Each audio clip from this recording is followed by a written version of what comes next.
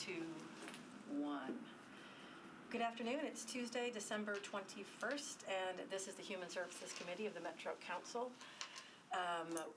We will first start off today with taking roll. I see CM Benedict is present. CM Druffel is present. CM Hall is absent. CM Hauser is present. CM Rutherford is present. CM Stiles is stuck in traffic, so she is absent. And CM Withers is present, and the chair, of course, is present. So we do have a quorum.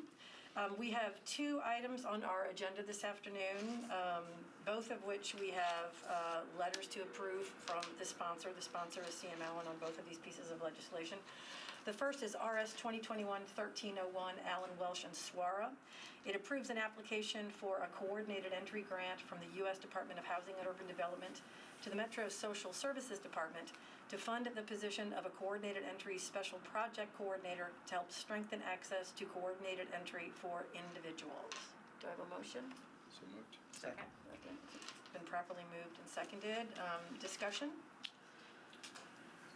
Some of the questions that I had, if social services was present today, was whether or not this would be funding a brand new position or would this be continued funding, because I know we have Hannah Holt, I think, in the position of special projects coordinator right now. Mm-hmm. It would be nice to know what the position was for. Yeah, what the position was for.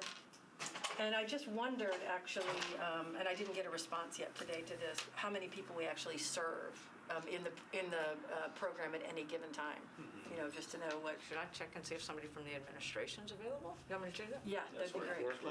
Thank you. I was going to say, too, is there a resolution you think we could get an answer to that on the floor if it came to it? Yeah, hopefully I'll shoot him. So. I'll ping him again and see if we can. Yeah. So it seemed like, valid questions, the answer before we even move on it. Yeah. And this program is just so important. So important that, anytime we can get money, I feel like more funding for these kind of programs and positions, I think is really, really important. But it would be nice to know a little bit more of the detail about what it's for. Makes sense. My fallback is generally never say no to grants. Mm-hmm. Generally, right. When somebody's handing you free money. I don't think the answer to any of your questions would be anything that would make us hold it innocent suspect in any way. So I think that is in all true. likelihood be moving it on anyway. That is true. Since we have letters on both. Yeah, we have letters to approve on both. But certainly good to know information. No one? No one. Mike Okay. Jameson is here, and he's in transportation. Okay. And infrastructure. Well, as CM Rutherford just said, the answers to both of those questions, the likelihood that the answers to those questions would cause us not to move forward with this and approve this legislation is probably minor. So I think that if everyone is comfortable, we should just bring this to a vote. All in favor, say aye. Aye. Opposed? Any abstentions? Passes. Thank you very much. The second item on our agenda tonight is RS 2021-1302, Allen, Welsh, and Swara, approves an application for an MSIS Development Support Grant from the U.S. Department of Housing and Urban Development to the Metro Social Services Commission Homelessness Impact Division to pay for software and ongoing staff education. Do I have a motion?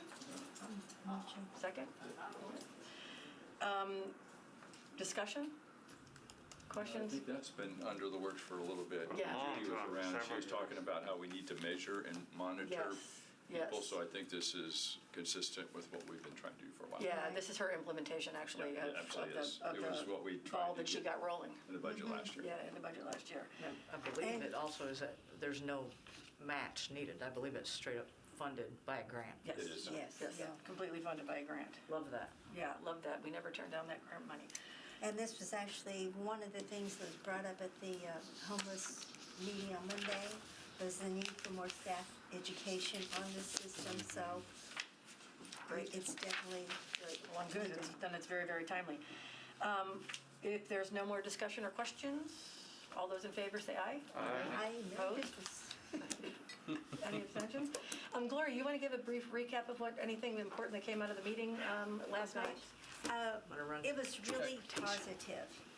The last one kind of broke up a little bit and went through a little negative half an hour or so, then got back on track. The last night was very positive. Jay Servais, who's the interim director, had sort of came up with a draft timeline plan, because one of the things we realized is there was an urgency, and that there are all these wonderful things that need to be done, but that takes time, and we need something like 30, 60, 90, 120 days. And so we're working on some of those things that we would like to see, and a lot that had already been plugged into Jay's plan. And there is actually timeline on the plan. It's not just if and when and hope and pray. It's next 30 days we need to do this, 60 days, 90, and I was really encouraged to see that. So, and we Great. continue to have strong participation in the meetings, like 80 or more people. Wow. That's great. Yeah, the first two meetings were, I think, even more than 80. It was a big number. Yeah, and there were like just as 100. many last night. That's great. Are you seeing the same faces? Are we bringing Same faces. Same faces. And so- some different ones, but most people are sticking with it, that they have this as part of their real focus that they want to do. They're sticking with the process, which I'm glad to see, especially it's the holidays and, Yeah. but we had a strong meeting and I was really glad to see that. Good. And so at this point in time, Jay's going to take what we did last night and kind of plug that back into his plan. And then one of the things that I have pushed for the last 2 years is we need transparency and communication. If we know what's going on, then you kind of are willing to give somebody a little slack. But when you have no idea what is happening, you figure that nothing is happening, or it's not happening what you want. So I think with Jay, for as long as we can keep him in that position, is very much of the mindset to be very transparent in his communications and keeping us on board and doing reporting so we know where we are, what are we doing, what needs to be done next. So I'm feeling more encouraged about this than I have since I joined council. Wow, that's great. Great. Great. Sounds like we're focusing on outcomes. I'm sorry. Yeah, I'd be curious to find out what the plan was, because I know at the second meeting, week and a half ago, he told me he had a plan, and I was curious. And actually, that group. I can scan it. I don't have an I'll just ask electronic you for it. form. I'll ask him for a copy. Okay, yeah. But he'll be augmenting it with some of the points that were brought up. And I have to say that the folks in the adjoining neighborhoods, my gosh, I want to hire them. They are out there doing research across the U.S. and bringing us examples and pictures and all this information that what other cities are doing and what has worked and what hasn't. And I'm having people, send me all kinds of things. Have you seen this? Have you seen that? TED Talks, all this kind of thing of some of the things that they've done in Albuquerque, New Mexico. So what I am hoping is that we don't try to reinvent the wheel, but that we build on wheels that others have invented to give us the heads up. Because I think we have kind of, because it's such an overwhelming thing, just not had a really strong direction. And so I'm encouraged that we now have a much stronger direction and attention from those that we need attention for. I mean, I hadn't been on council but maybe 2 months, and I was starting to get calls. And I actually sat down with the mayor and are we still on? Sit down with the mayor and the staff and said, we need communication. We need to know there's a plan, whatever the plan is. Right. We need to let people know. And I was patted on the head. Yeah, which is unfortunate. Do we know, is there like a central repository for all that information, like you're talking about from different cities? Because that would be so great if there was a central repository for like even people on council to be able to easily go and see what other people are doing. Right. Rather than Because it sparks ideas and help, right, 'cause coordinate. like I've tried to get an intern, and I have not had luck with any non-paid interns to go do some of the research. It's like, There's, okay. I end up talking to, over in Chattanooga, there is a program that's 40 other cities are using, and forward it to social services and Judy. And I think they actually started referring it. It's a strategic plan using private-public work. Yeah. So there's a lot of good stuff out there. So we don't have to reinvent the wheel. Absolutely That's why I was not. surprised We is just need to it's say- sitting there. I don't think we've been so intentional about working on it. Right, and I think, looking at it, and just because something works somewhere else doesn't mean it's going to work 100% here. Right. But portions of it may. And one of the things when I talk with people, I try to say is, we will make mistakes, okay? It's going to happen. Things are going to work out the way we think they will, but we will learn from them. So each time that we slip, we say, okay, this part worked, this part didn't. This is what we need to do differently.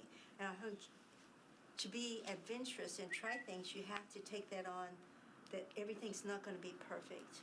Right. And recognize that up front and say we just need to catch when things aren't working early so we can make those adjustments and find out what's going to work here and what our community will accept.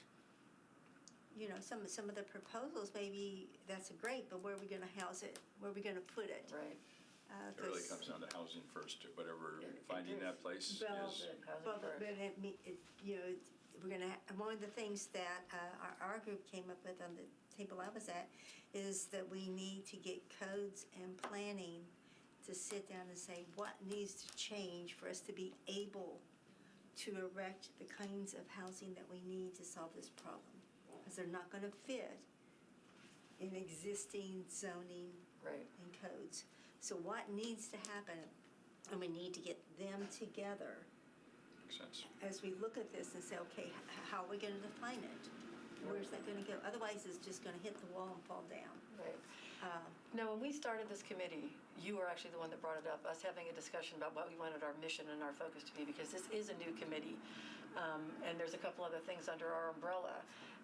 But is that something perhaps that we want to take on as our mission, really the homelessness aspect under social services that Makes sense. I would suggest that, because if we do it well, we'll be one of the few that do it well. Right. And we can Right. really be ahead of it. And I think we have the resources, and now hopefully with the mayor's office, sort of more urgency. I mean, for a while there, I think Chloe and I both were sending notes and we couldn't get their attention, and now they're paying attention. So I think that's going to help. But having a committee like this, It's kind of focused, it keeps stirring the Right. pot. And doing exactly what you're saying, like perhaps approaching codes and planning together to say, you need to give Right. us a report on what needs to be done to create what we need So to if we make want this this happen. kind of temporary village, or even if it's a permanent village of tiny homes or whatever structures with, you know, one of the things that was brought up last night too, I'm just, different pieces are starting to hit my brain as I remember, was the fact that the community aspect, even though we may not necessarily want to live in an encampment, the folks that are there, that is their community. And If that, it is a stable one, yes. yeah, and so, And not all of them are though, but yeah. but, so they may not necessarily want to be off by themselves in a room where they don't know anybody else around. And so one alternative that some cities are doing is the little units that each person lives in is basically just kind of like a larger bedroom / small living area, and a central kitchen, and a central bathhouse, and those kinds of things, a central place that people can meet, so that there still would be a fostering of community. I don't know if that would fly or not, but that was one thing that It's a was brought commune, up. right? sort of Well, like it's that. co-housing, like they got in Yeah. Germantown. I mean, Yeah. the wealthier version is German. But like for the village at Glencliff, the way that was done is through the Religious Land Use and Institutionalized Persons Act. So that's a federal law that says that if you're a religious organization or if you're doing that they already have exemption from zoning, and that's how that was able to get done. Yeah. And Well, I know they couldn't be denied because yeah, of it. right. So there, for a lot of organizations that do serve the homeless, would meet that same zoning criteria, probably. Yeah. So I mean, So, and it's going to take a lot of bringing things Yeah. together, but I'm excited to see all these ideas coming up, and there's an energy behind it now, and I don't think that can be ignored at this point. I think it's risen to the level that it's a voice to be heard. To your point, maybe we ask Jay to come once a month to update us, since I think he's Yeah. going to have 30, 60, 90, like you're suggesting, Gloria. So maybe we just have him come once a month and update us, maybe the second meeting each month or something. That way we can keep in touch, and if that's what you're Yeah. looking for, I think Well, that'd and be the other good. question for me is, how is this incorporating some of the plans that we already have, that are plans that are already out there, you know, like with continuum of care and all those Right. things? How are we, Freddie will get on to us about that. yeah, I mean, how are, just because a lot of work has A lot been of- done in this area, A lot of so. those are, because you have the temporary and the permanent, both that needs to be dealt with. So I think the idea of having, Jay speak with us, whether it be during this meeting or however we do it, I think would be great. And I think, certainly homeless could be housed under human services or affordable housing, either one. I personally think Human Services is the place for it. And as a side note too, I want to also mention or remind the committee that one of our duties too is veteran services. Right. And there's a homeless component to what we do for In fact, one our of the veteran recent community as structures well. was strictly for And veterans. yes. So there is that connection, and where work can be done for utilizing all resources, which would include the sources that are resources that are available to veterans. Yeah. Well, we did it for education. We had those 3 or 4 meetings with it really well. So by the time we got to the budget, I think we were somewhat aware of some of the issues or policies that they were trying to support. Well, Angie Hubbard is an amazing resource because she worked at MGJ for a long time and is very familiar with Angie Hubbard, who was just. Oh yeah. She had been at MDHA and is very familiar with the veteran Vashti and the veterans programs and all that, and then went to the Nashville Regional Council and now is the head of the housing programs for Metro, she's a really good strategic hire, so good. She'd be a good resource to have as well. Great. And one of the things I wanted to bring up at the meetings that we've had, there have been people that have been previously homeless attending. So, we have a good soup of folks. It's a minestrone. We've got a lot of different aspects, which is what we need. Because if you've never been in a particular situation, you may think of something that sounds just perfect and wonderful, and it doesn't work. Yeah. That's true of Sounds anything. great on paper, but reality, people don't When I want went to the Glencliff, there's a great discussion exactly about that is you have people with different needs than you expect. You think, I'm giving them a really nice place. And theirs actually are exceptionally nice, by the way. It's really very nicely done. But that doesn't mean it's going to be right for everybody. Because I have a Marine that I'm working with at Nashville State. He doesn't want to be in a house. He's been homeless for 7 years since he got back from Afghanistan. And he's one of my students. That's why I know him. And when you talk to him, I said, can we get you an apartment? He goes, I'm in a tent. I've been there 7 years. I want to be there. And so you're looking at going, and great guy. I mean, he's really coming back out of life. He's coming back, and Matt Meyer. But right now he doesn't want to be in a house. Yeah. And we think, why wouldn't you do that, right?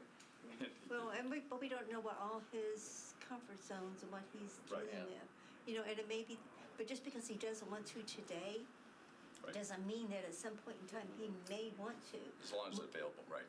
When I've gone into the camps over the last couple of years several times and whatnot, and when you talk to somebody who has been in a camp for years, and they're excited they're going to get their own place next month, which totally blows away what any of us would say if somebody had been in a homeless camp for years. You figure, well, it's a lost cause, but something triggers, and now, and they're going to get an apartment, and they're excited as can be. Yeah. I mean, that is something I would not have anticipated. Well, I think it's good if we can work with Jay, and that's a great focus Yeah, I for have us. Yeah, I been think it's really great. encouraged at his dedication. Of course, he's the 4th generation that's worked with homeless. His father, his grandfather, and his great-grandfather all did work with the Salvation Army. I knew his dad really well. So it's like in his really DNA, Yeah. Plus, he has all this from the emergency management. He knows how to prioritize and get things done and bring people together. And so I've been really encouraged working with him. Great. And I think he holds the clout to to do it, Yeah, Good, which right. unfortunately Judith had great ideas, but she didn't have the clout. Yeah, true. Just to bring you up to speed, we were talking about what we want the focus and the mission of this new committee to be, because Human Services is a new committee, and our umbrella is large.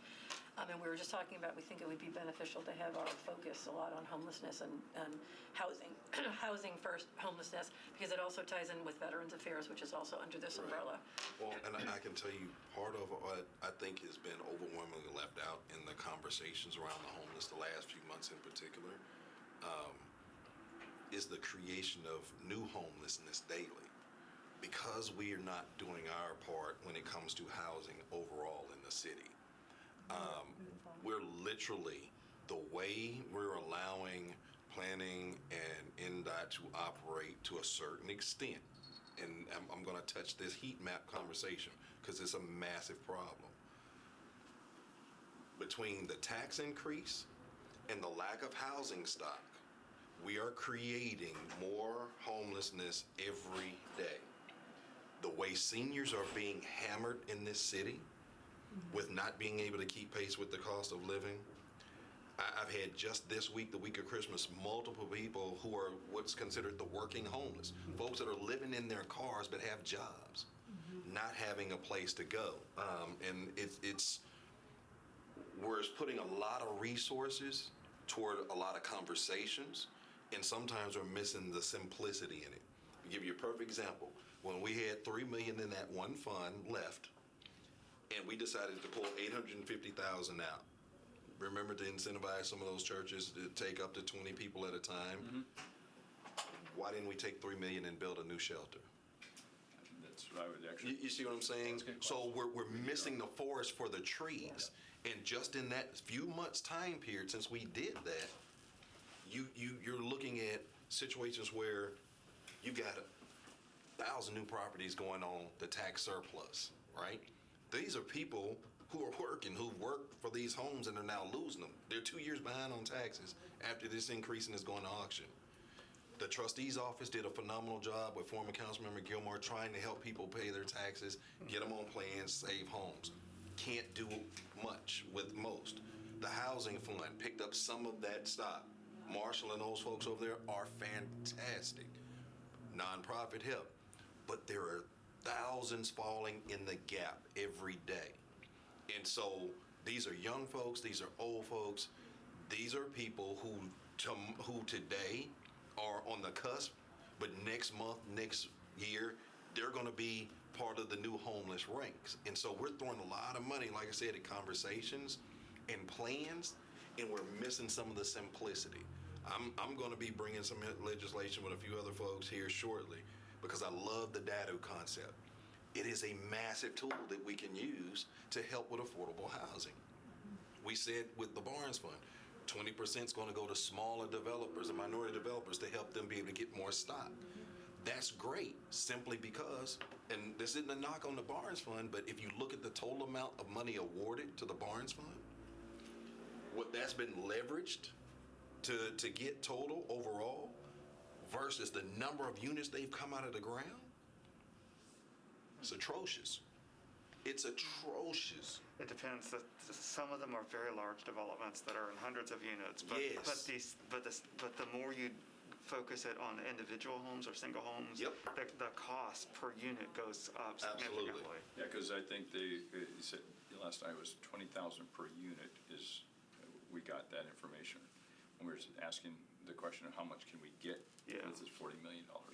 And that was the average is what we think is Yeah. 1 unit for 20,000. But if you do it in the big, like I've got 200 going in at 5th and Shelby. That's not a house, though. There's about Right. 250 going in at Cleveland and Dickerson. Like when you have a big building like that, you can really get Right.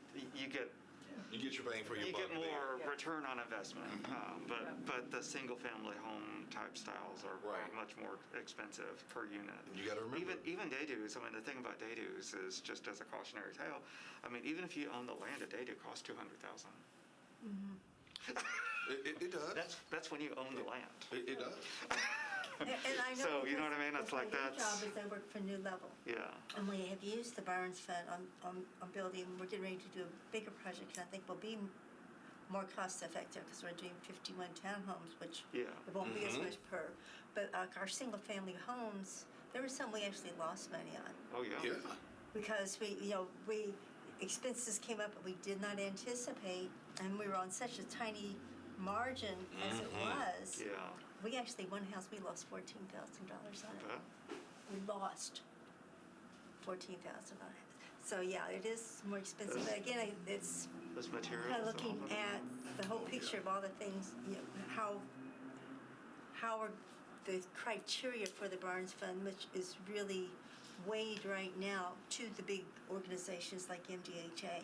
So it's harder for the smaller organizations to be competitive because there are always more requests than there's money. That's true. Right. Any grant, anything out there, there's always more requests than there's actually money available.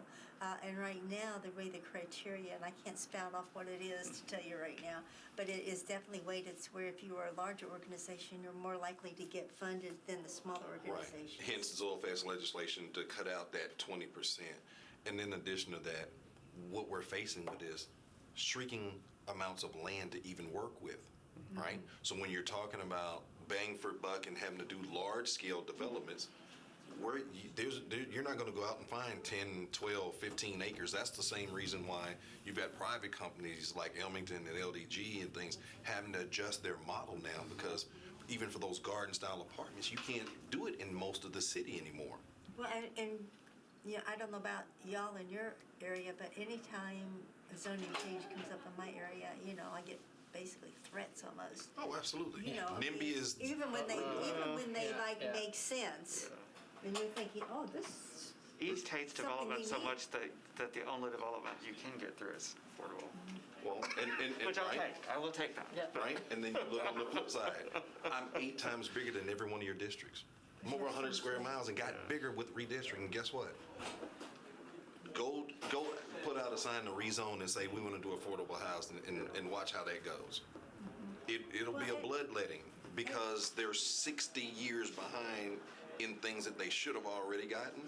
And so 0 to 80% AMI devastates my AMI. So we look at the criteria. When you're looking at housing for homeless, when you're looking at affordable housing or for that 0 to 30, 0 to 60% AMI, what's the typical criteria that we see?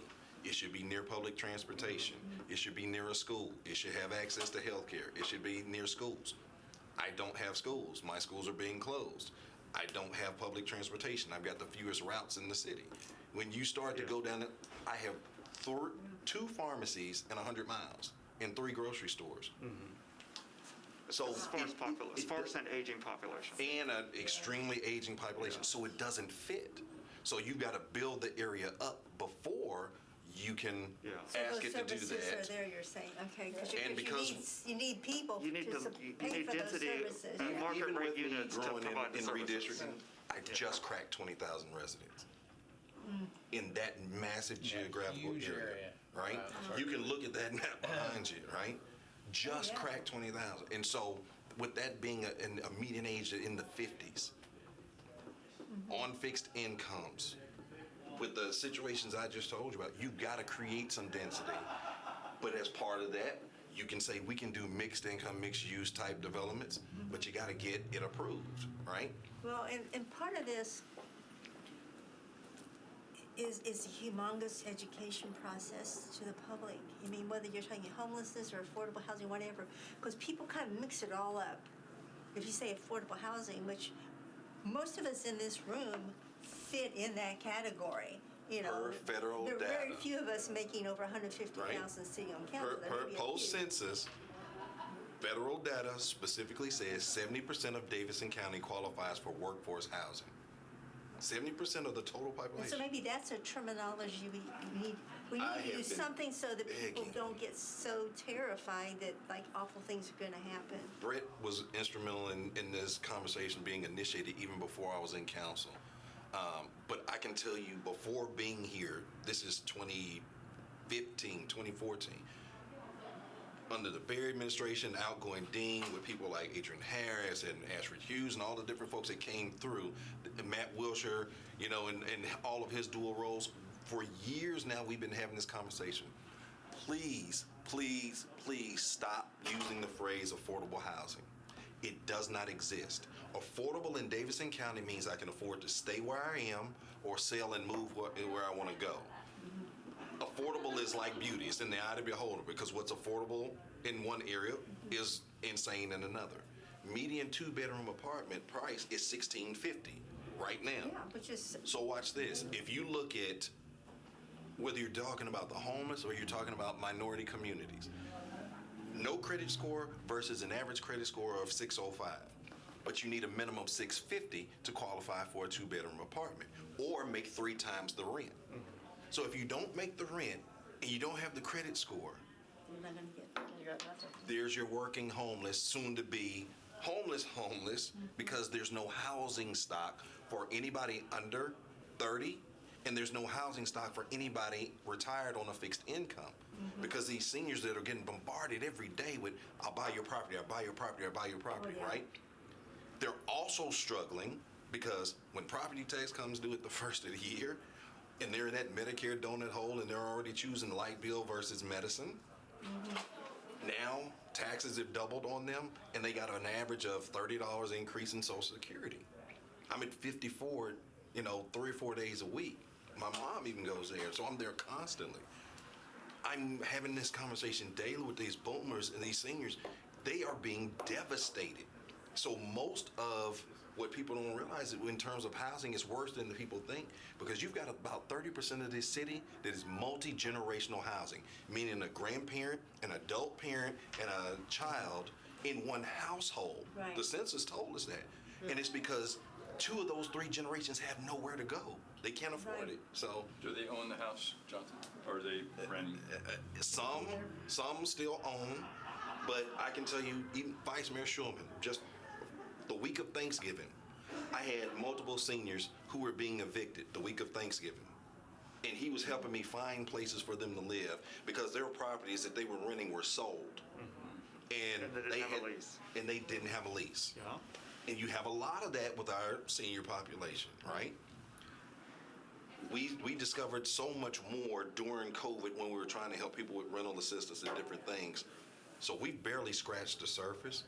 I just want us to focus and be more creative in our approach, but not miss the simple solutions that are in front of us, because there's so many grand ideas. And you guys were down at the public library for those conversations. You heard the perception from the general public. It was some fantastic ideas. Overwhelmingly, though, it was void of reality, because nobody knows how it gets implemented, and nobody knows how this idea gets paid for. And so when you have situations like I mentioned before, hey, let's pull out this amount of money and spread it out to do this, as opposed to just take this amount of money and take this piece of metro property and, right? Look at how much money we've given away since November. We could have built 10 new facilities. Yeah, Judy had some $7 or $8 million a year and a half ago. And I said, she goes, no, I need to use it for temporary rent. I said, but it's going to be gone. And so I said, don't do that. Let's get something where we can buy Because for it's the on, long yeah. term. You know how many motels in this town right now are shut down or run down? You mentioned 2 of them, right? It's 15 at least. They're gonna. I'll say my last count was 13 that I could find. So I was trying to get her to buy a hotel But they and don't want never us- did. But they So won't sell We now, right? they won't sell. They won't sell. they'll lease. They won't sell it, though. I asked 2 of them. One's right next to the homeless. I talked to the guy. He won't sell it. They don't want to sell. 'Cause they can. But what are they doing? Why won't they? He's using it temporarily as he thinks the long term. He said, I can't go out and build another hotel. He said, it's just temporary. So he's using low income, people that are just surviving. But there's a lot of people, what most people don't realize, that hotels, it's their house for a lot of people. When I did extended stay hotels for Marriott, we were going, where's everybody's, and Holiday Inn actually, believe it or not, is one of the most long-term extended stays, because people go through divorces and they're there for months. It's amazing how to your point, they're all in transition, and they're trying to find spots. And it's funny how the 2 things overlap, because one reason we have such a hotel room shortage is because 70% of our skilled labor comes from outside of the city. We took vocation out of education, and we don't turn out any skilled laborers here in the city. And so think about the number of hotel rooms daily that are housing workers that are coming in to build the city.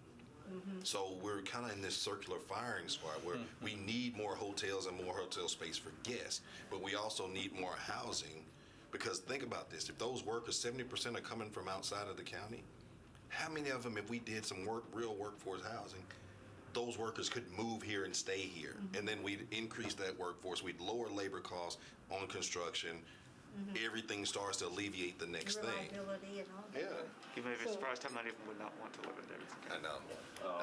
I've had some of those. Some of my employees would never, it was in hotels, and I knew They like living in they aren't going to move here, so they're You country mentioned folks. something early Yeah. on that I. They are That's country right. folks, they aren't going to move. Question Dixon, for me? when When you were talking about, Right.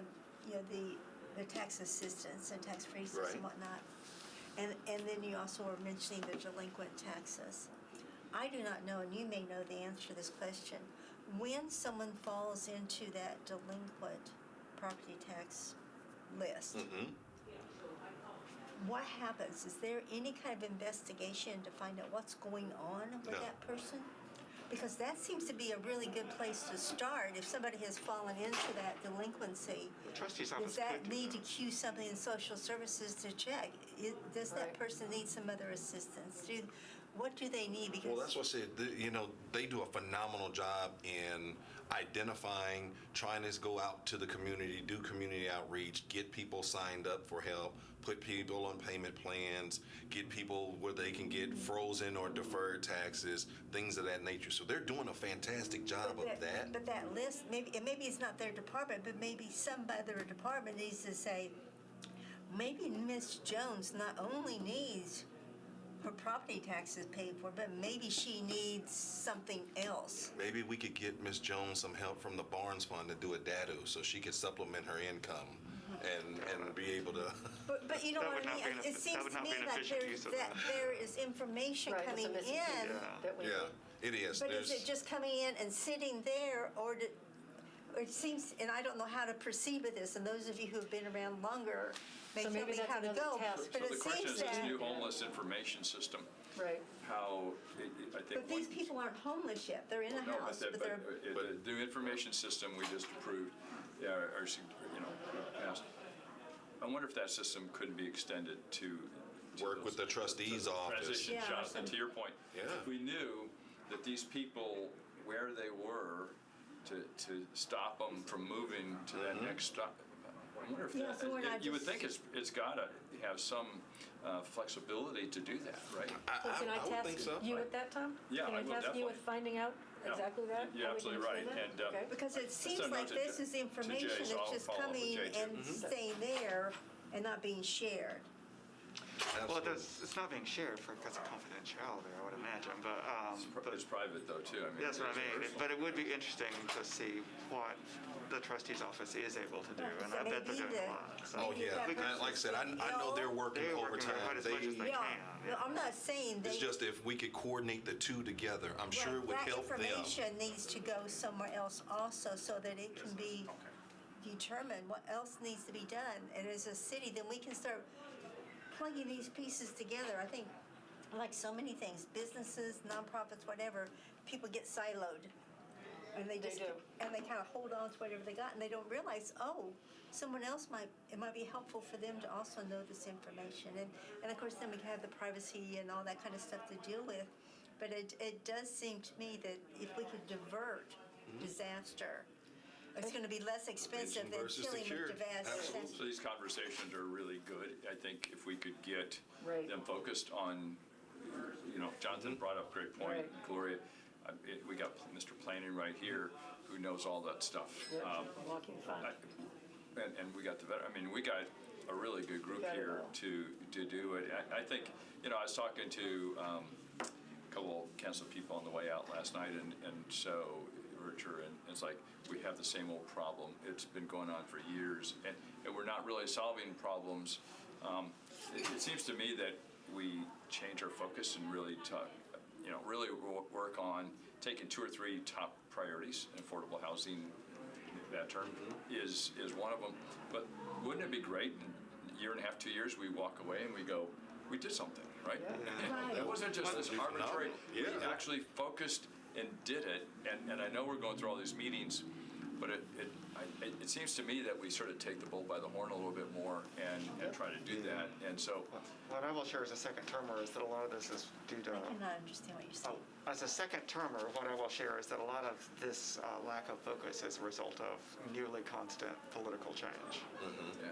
Well, particularly at the executive branch. I mean, that's a lot of it. Because there was a large amount of money put into a fund at the But you know what I mean? beginning. It's like, Well, that's been a enough of problem. us get around this cause, an issue, and it's bigger than just homeless, because you're absolutely right. We're losing the battle. And I'll just go back to my world of when I was with Mayor. We had strategic planning meetings, we focused, we had quarterly meetings, we did, but when we walked away with 100 different ideas, we focused on 2 or 3 and leveraged those ideas until they either worked or we went on. And we got everybody, of course, now, Mr. Marion got us all doing the right thing, but the reality is, we really were in the same room, walked away with the same thing. So if we spent time doing, having this focus, it seems like we could do something. I mean, we have the purse strings, right? So, Well, like I said, we've got expert with planning here.